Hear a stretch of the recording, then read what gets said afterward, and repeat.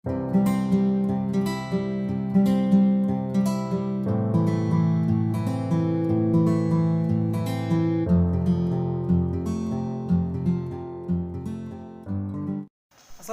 warahmatullahi wabarakatuh. Sebelum kita lanjut berdiskusi pada kesempatan kali ini, izinkan kami untuk memperkenalkan nama. Dan saya Muhammad Ikhlas Hajirun Rahman, Stambuka 401 18092. Saya Niwayani Viruspini, Stambuk A401 18076. Perkenalkan, nama saya Niko Mangmira Astuti, Stambuk A401 18085. Jadi pada kesempatan kali ini kita akan berdiskusi tentang sosiologi pendidikan ya. Adapun agenda pembahasan kita pada kesempatan kali ini yaitu yang pertama kita akan membahas tentang sejarah perkembangan sosiologi. Kemudian yang kedua kita akan membahas tentang konsep dasar sosiologi pendidikan dan ruang lingkupnya. Nah, dan yang ketiga kita akan membahas tentang wujud tanggung jawab pemerintah, masyarakat dan keluarga terhadap pendidikan serta hubungannya dengan pendidikan. Dan terakhir adalah kontak sosial edukatif anak didik. Oke, baiklah langsung saja kita masuk di pembahasan yang pertama yaitu berkaitan dengan perkembangan sejarah dari sosiologi. Jadinya ada salah satu artikel ya. Di sini dijelaskan mengenai tentang bahwa perlu kita ketahui sosiologi itu tidak serta-merta muncul ya, melainkan terdapat suatu relasi sebab akibat ataupun suatu peristiwa yang terjadi sehingganya melahirkan suatu disiplin ilmu untuk sebagai solusi. Berarti dapat kita pahami bahwa sosiologi ini sama dengan seperti ilmu-ilmu yang lainnya, dia sebagai solusi.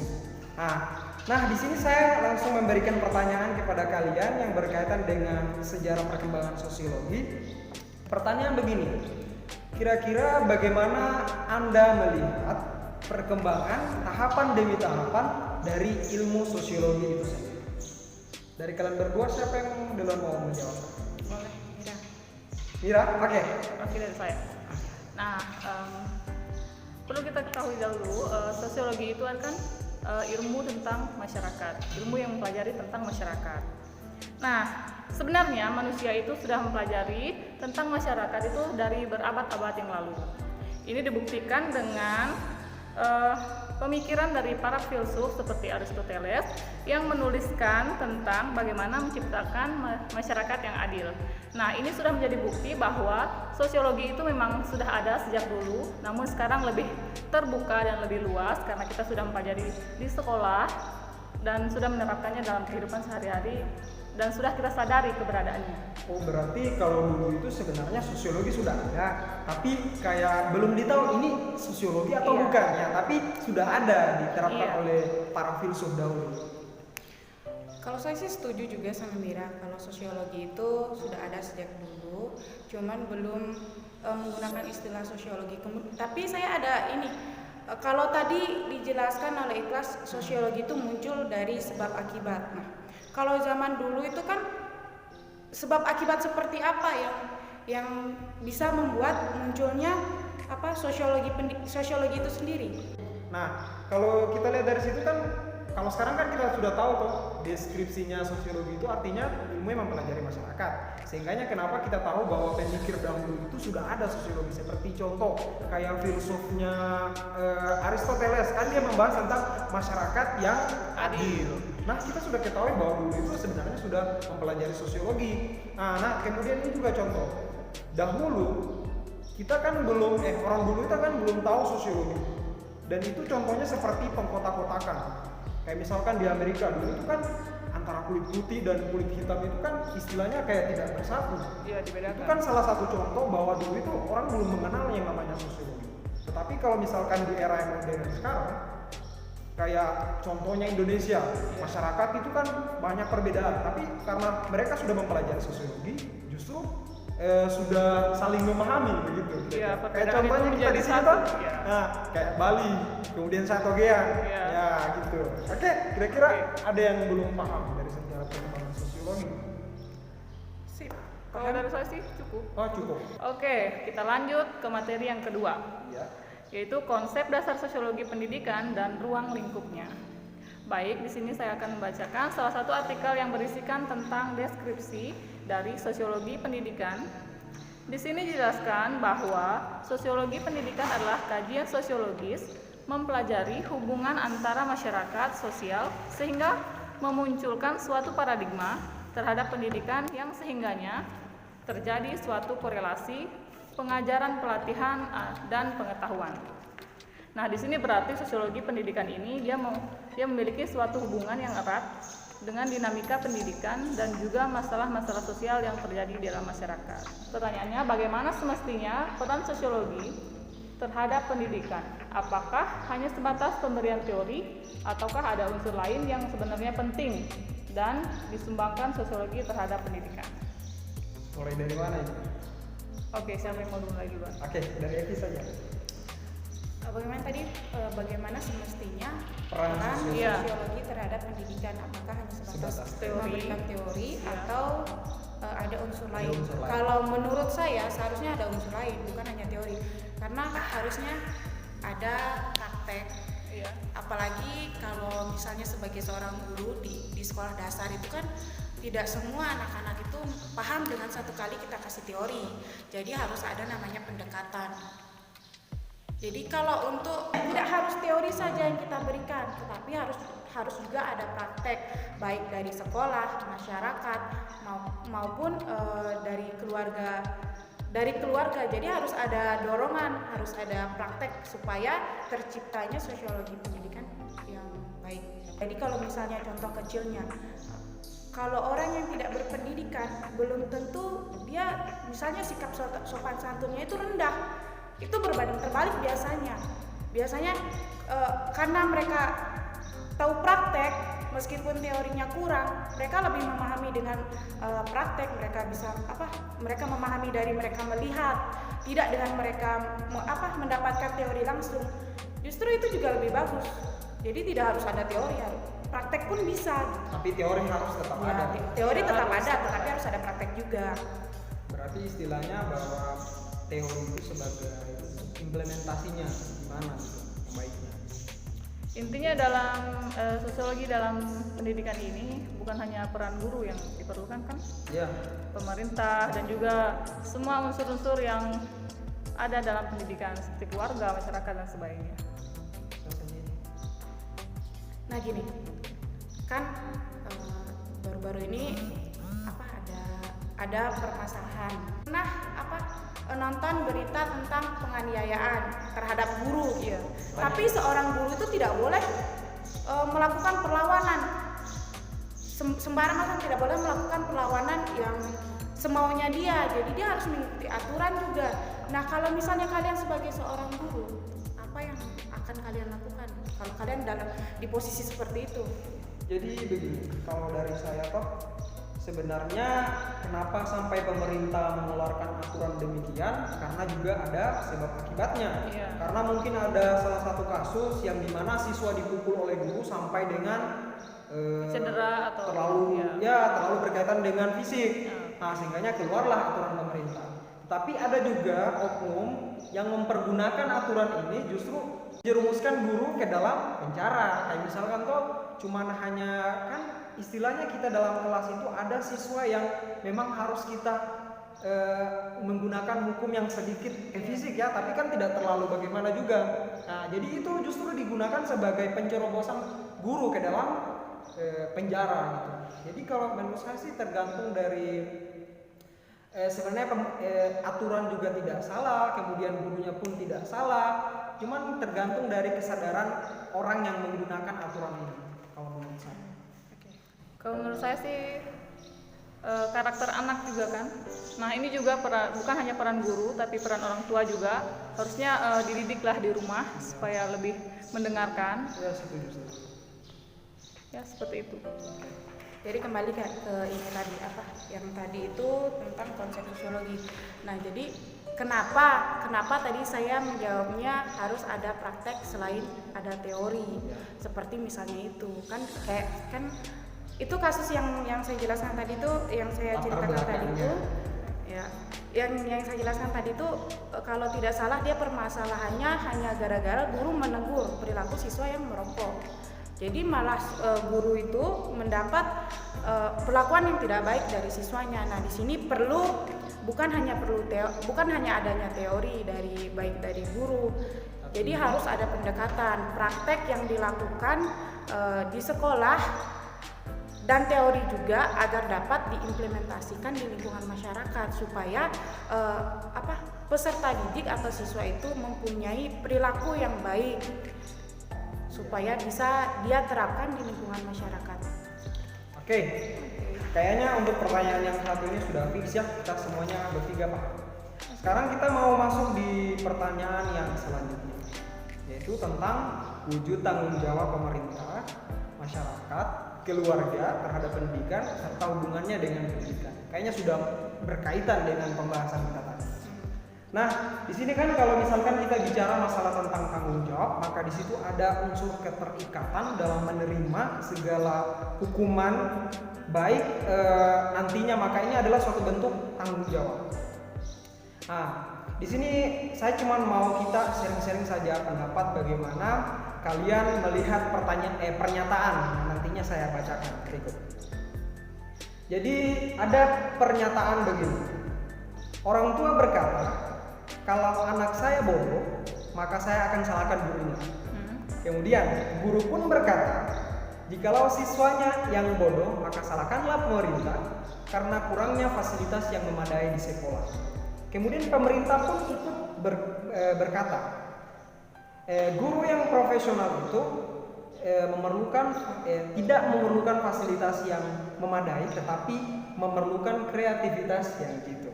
Nah, berdasarkan dari pernyataan tersebut, kalau kalian lihat di sini kan adanya suatu lempar tanggung jawab.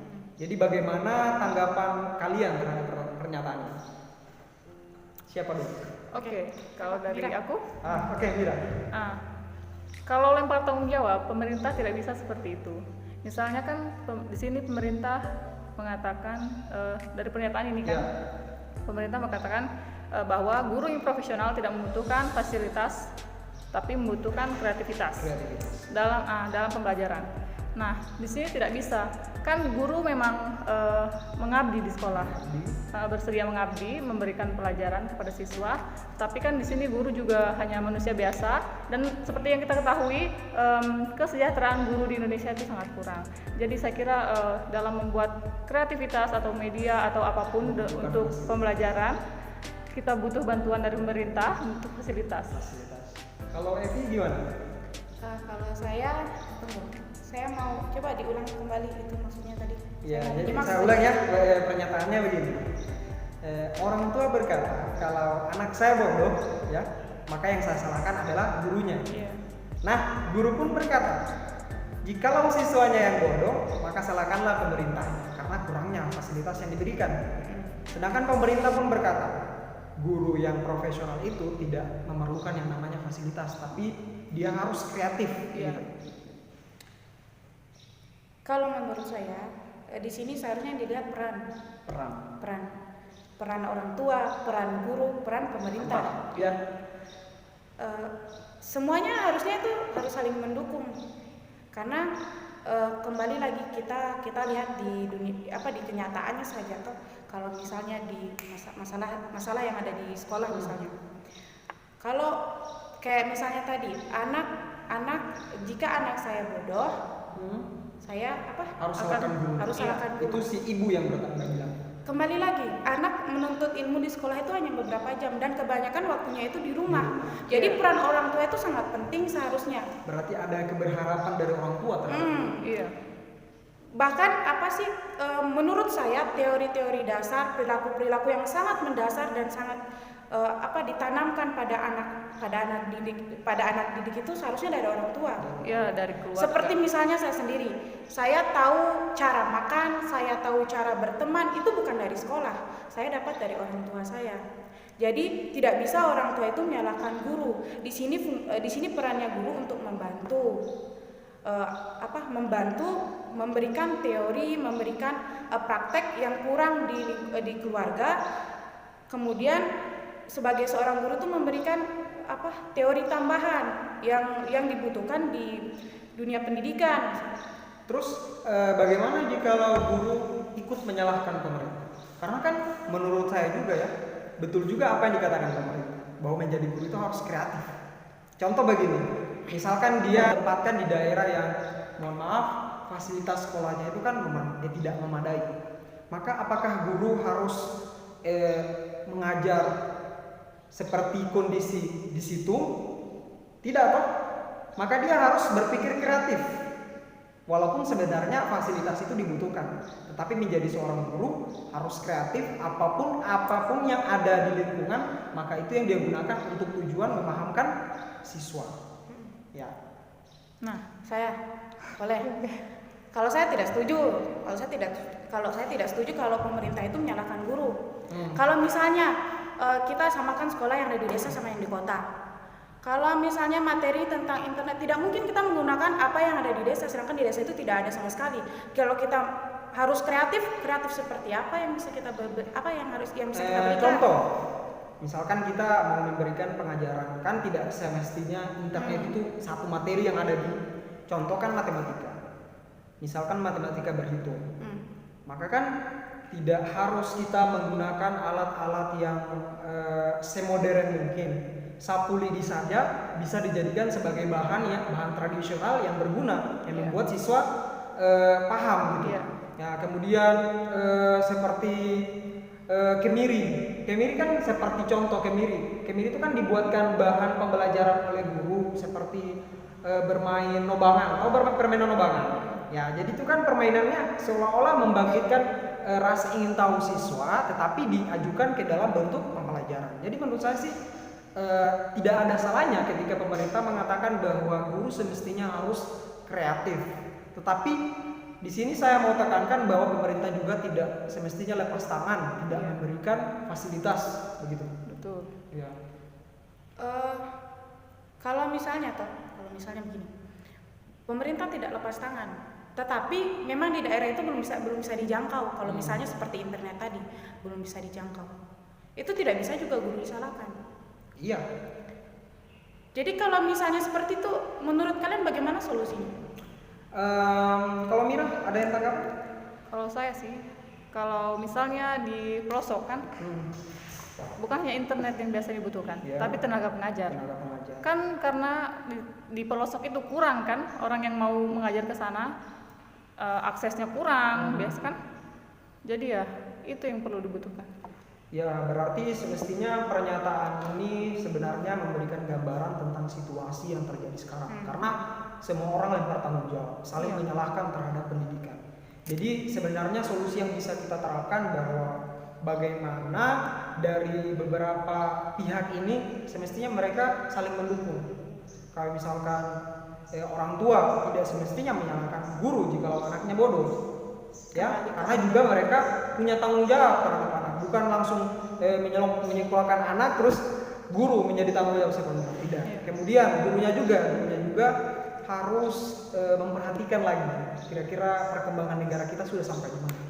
Ya, karena kan juga masih dalam tahap perkembangan, belum maju. Ya, jadi istilahnya apa saja yang mau diturunkan ke suatu daerah perlu yang namanya dana. Ya, kemudian juga pemerintah juga tidak semestinya berkata bahwa guru itu tidak diberikan yang namanya fasilitas, ya. Tetapi benar juga apa yang dikatakan bahwa guru semestinya harus kreatif, tapi pemerintah bagaimana mengupayakan agar fasilitas itu disamaratakan di semua sekolah. Semuanya di sini seimbang gitu. Ya. Fix kira-kira untuk. Oke, kita lanjutkan ke pertanyaan selanjutnya. Sudah boleh yang itu? Iya, kayaknya sudah paham kita bertiga. Apalagi sekarang masa pandemi banyak sekolah-sekolah yang di desa itu ditutup. Kan sekolah sekarang itu dituntut menggunakan internet. Banyak sekolah yang ditutup. Banyak. Guru juga susah kan? Bukan ditutup. Maaf salah. Bukan ditutup, tapi hanya diberikan tugas dikerjakan di rumah, dan bahkan kadang kalau di rumah itu orang tuanya yang kerjakan. Makanya itu di situ sudah berguna yang namanya kreativitas guru. Ada yang guru melakukan kreativitas mengunjungi rumah-rumah siswa, karena tujuannya biar siswa ini tidak sempoyongan gitu kayak. Kita lihat juga kenyataannya kan, kakakku guru kan, dia bilang siswanya itu setiap dikasih tugas tidak ada yang kerja sama sekali. Itu lagi yang jadi masalah. Kan terbatas kan, maksudnya gurunya satu mengajar kelas 4, semua rumah dikunjungi untuk berikan satu materi. Banyak. Susah kan, terbatas, terus internet juga nggak ada. Apalagi kita bayangkan guru yang di pelosok, dia mengajar sendiri, satu sekolah dia mengajar sendiri, bagaimana caranya? Itu lagi. Jadi kembali lagi bahwa di mana semua pihak itu harus bertanggung jawab. Iya. Kembali ke hak dan kewajiban. Oke, serta sekarang perannya. kita masuk di pembahasan selanjutnya. Evia. Oke, boleh. Ya. Pembahasan yang selanjutnya itu tentang kontak sosial edukatif anak didik. Kontak sosial bisa kita pahami adalah hubungan antara individu dengan individu yang lain yang merupakan syarat dari sebuah interaksi. Nah, dalam pendidikan sendiri, kontak sosial dapat dikatakan edukatif apabila terjadinya suatu interaksi yang secara sadar memiliki tujuan mendidik atau mengarahkan anak ke pendewasaan berpikir. Nah, bisa dijelaskan apa-apa saja yang mendukung terjadinya kontak sosial edukatif ini? Kalau menurut kalian berdua itu apa-apa saja yang mendukung? Oke, siapa dulu? Saya? Saja. Oke. Kalau dari saya, yang mendukung terjadinya kontak sosial edukatif yaitu proses pembelajaran dalam kelas, di mana guru ingin mengetahui atau menilai sejauh mana pemahaman siswa. Contohnya bertanya tentang suatu materi, misalnya siapa yang tahu apa itu biologi, biologi itu apa? Nah, kayak gitu. Terus kontak sosial edukatif itu bisa dilakukan di mana ada bahan, ada tujuan. Nah, seperti itu. Oh, berarti maksudnya Mira tadi bahwa bisa dibilang bahwa kontak sosial edukatif itu bisa terjadi dalam proses belajar mengajar dalam Iya, kelas. tentu saja. Ya. Tapi kalau saya sih ya, pemaknaannya kan ini edukatif berarti bukan hanya menggambarkan tentang pendidikan formal di dalam sekolah. Tetapi di sini bahwa interaksi edukatif menurut saya pemberian nasihat dari orang tua kepada anaknya itu juga termasuk salah satu kontak sosial edukatif. Karena kenapa? Karena kan di sini orang tua bagaimana mengarahkan pendewasaan terhadap anaknya. Iya, Seperti betul. contoh, awalnya misalkan anak ini kayak di depan orang banyak, dia itu kayak main-main, kayak tidak tahu cara bagaimana lewat di depan orang banyak, selalu langsung lari-lari. Nah, ketika orang tuanya memberikan nasihat kepada dia, maka dia sudah tahu. Maka inilah yang dinamakan dengan kontak sosial edukatif terhadap anak. Kemudian kalau misalkan apa-apa saja yang mendukung terjadinya kontak sosial edukatif ini, sebenarnya yang mendukung ini adalah peran dari orang tua, peran dari guru, kemudian masyarakat juga menjadi salah satu faktor pendukung. Bisa saya kembalikan kepada Evi, kira-kira bagaimana? Oke, jadi peran pendukung terjadinya kontak sosial edukatif ini banyak dari masyarakat, dari orang tua, dari guru juga. Bagaimana cara dia berperilaku. Iya. Oke. Ya, jadi intinya kontak sosial edukatif anak didik ini bukan serta-merta terjadi di sekolah ya. Jadi kita harus pahami itu bahwa dimanapun kita berada, kalau misalkan ada orang yang memberikan pemahaman atau pembelajaran kepada kita, maka itu dikatakan sebagai kontak sosial edukatif. Jadi Cuman saya bingung nih kalau misalkan yang non edukatif itu yang seperti apa ya? non edukatif. Misalnya Kayaknya contohnya menyapa siswa. Seperti bertanya, apakah kalian sudah siap belajar hari ini? Kayak gitu-gitu tuh. Itu bukan non edukatif. Itu non edukatif. Non edukatif. Jadi istilahnya di situ tidak ada unsur pendidikannya. Ya. berarti dia harus ada unsur pendidikan. Unsur pendidikan. Jadi kalau misalnya disimpulkan di sini peran-peran pendukung itu banyak. Iya. Ada di lingkungan keluarga, dari orang tua, dari guru, dari masyarakat. Yang jelas dia adalah bersifat edukatif, yang bisa diterapkan oleh. Dan saya tambahkan juga kontak sosial Kontak edukatif sosial itu bukan hanya membicarakan tentang materi pelajaran, tapi juga bagaimana perilaku yang baik. Iya. Ya, jadi kayaknya untuk kontak sosial edukatif anak didik ini kita juga sudah paham ya. Ya. Mungkin hanya ini yang dapat kami sampaikan, kurang dan lebihnya kami mohon maaf. Sekian dan kami ucapkan terima kasih. Wassalamualaikum warahmatullahi wabarakatuh.